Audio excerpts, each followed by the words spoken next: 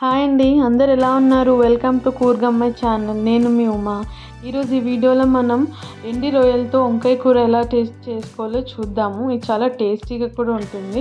నా ఛానల్ని సబ్స్క్రైబ్ చేసుకుంటే చేసుకోండి. ఫస్ట్ నేనైతే ఒక 1/2 kg వంకాయని తీసుకొని ఇలా కట్ చేసి పెట్టుకున్నాను. అండ్ 1 ఆనియన్ తీసుకున్నాను. And 2 tomatoes. అండ్ నేను ఒక స్మాల్ ప్యాకెట్ డ్రై ప్రాన్స్ అయితే తీసుకున్నాను. మీకు ఎక్కువ కావాలనుకుంటే మీరు చాలా కూడా వేసుకోవచ్చు. సో నేను ఆ 1 ఆనియన్ని క్లీన్ చేసేసుకొని ఇలా కట్ చేస్తున్నాను.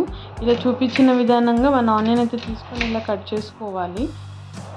ఒకటైతే సరిపోతుంది, ఎందుకంటే నేనైతే 1/2 kg వంకాయ మాత్రమే తీసుకున్నాను కాబట్టి. ఇలా చూపిస్తున్న విధానంలో కట్ చేసి పెట్టుకోవాలి ఆనియన్స్ అన్నిటిని.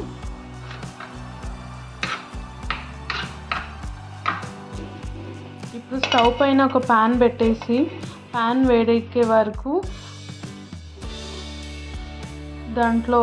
వేడెక్కాక దాంట్లో ఒక 2 టేబుల్ స్పూన్స్ ఆయిల్ వేసుకోవాలి.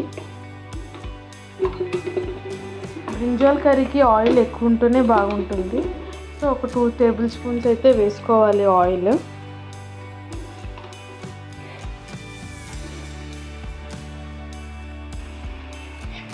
ఆయిల్ వేడెక్కాక ఇందాక మనం చాప్ చేసి పెట్టుకున్న ఆనియన్స్ ఇందులో వేసేసుకోవాలి.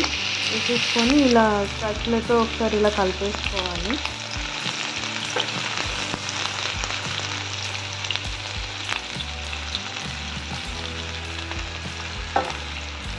వీటికి మరీ బ్రౌన్ కలర్ అవసరం లేదు, లైట్గా ఫ్రై అయినా చాలు. ఇలా లైట్గా కలర్ వచ్చినా చాలు. అందులోకి నేను 1 స్పూన్ జింజర్ గార్లిక్ పేస్ట్ చేసుకుంటున్నాను. జింజర్ గార్లిక్ పేస్ట్ అప్పటికప్పుడు చేసుకొని వేసుకుంటే చాలా టేస్ట్ ఉంటుంది. ఫ్రెష్గా వేసుకొని వేసి అది వేసుకొని మళ్ళీ ఇలా కలుపుకోవాలి.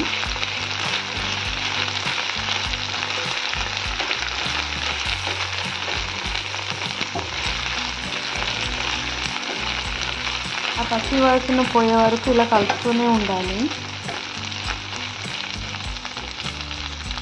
అందులోకి ఇందాక మనం తీసుకున్న ఈ డ్రై ప్రాన్స్ని నీట్గా వాటర్లో వాష్ చేసేసుకొని దాన్ని దీంట్లో వేసేస్తున్నాను. ఈ డ్రై ప్రాన్స్ అయితే ఫస్టే వేసుకోవాలి. అల్లం వెల్లిపాయ పేస్ట్ వేగాక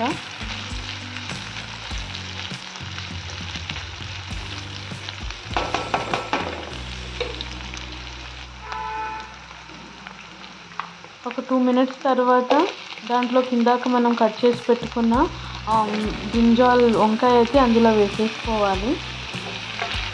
ఇలా వేసేసుకొని కలుపుకోవాలి.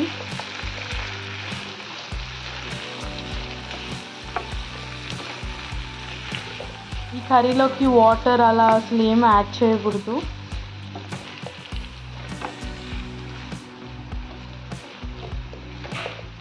ఇలా మంచిగా ఇలా కలిపేసుకోవాలి బ్రింజాల్ అంతా.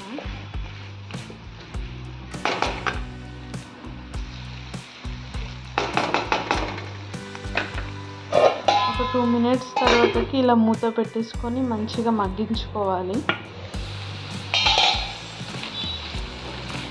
మధ్యలో ఇలా తీస్తూ కలుపుతూనే ఉండాలి, ఎందుకంటే మళ్ళీ అడుగంటుతుంది కాబట్టి. సో మధ్యలో ఇలా తీస్తూ కలుపుతూనే ఉండాలి.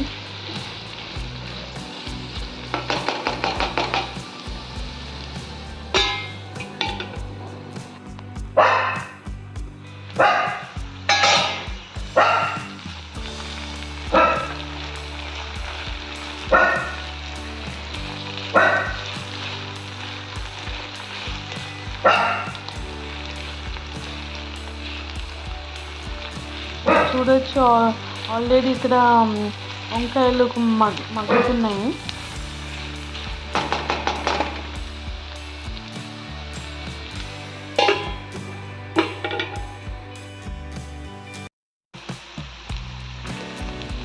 ఒక 10 minutes మగ్గించాక అందులోకి 1 స్పూన్ ఉప్పు వేసుకుంటున్నాను.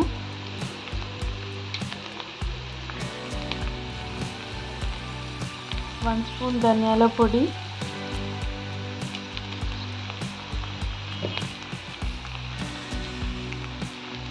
1/2 స్పూన్ పసుపు, అండ్ 2 స్పూన్స్ కారం వేసుకుంటున్నాను.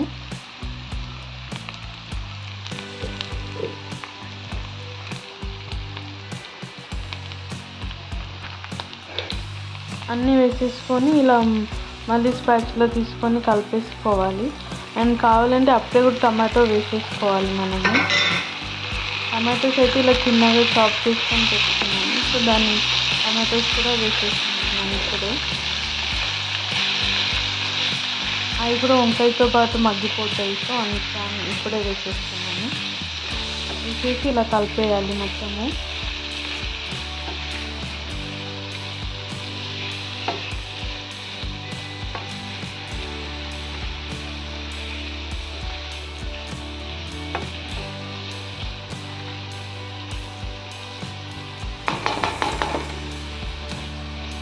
మంచిగా ఇలా మొత్తం కలిపేసుకొని మళ్ళీ ఒక మూత పెట్టేసుకొని మగ్గించుకోవాలి టమాటో అంతా ఉడికే వరకు. మళ్ళీ ఒక 2 minutes తర్వాత తీసి మళ్ళీ కలుపుతూనే ఉండాలి. చూడండి ఆటోమేటిక్గా అదే గ్రేవీ లాగా వచ్చేస్తుంది. సో మనము వాటర్ యాడ్ చేయని అవసరం లేదు.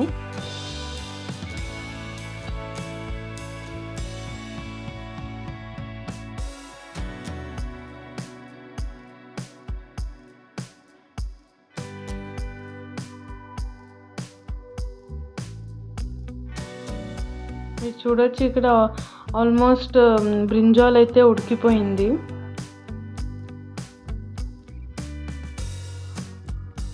బట్ టమాటో అయితే ఇంకా కొంచెం మగ్గాలి కాబట్టి మళ్ళీ మూత పెట్టేసుకుందాము.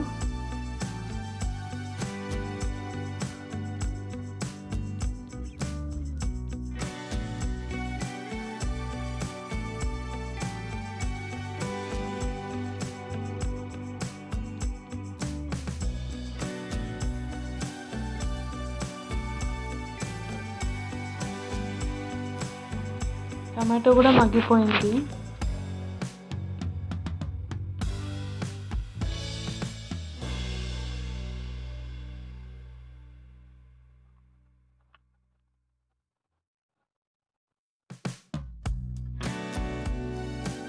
మిక్స్ చేస్తూనే ఉండాలి ఇలాగా, ఎందుకంటే బాగా అడుగంటుతుంది.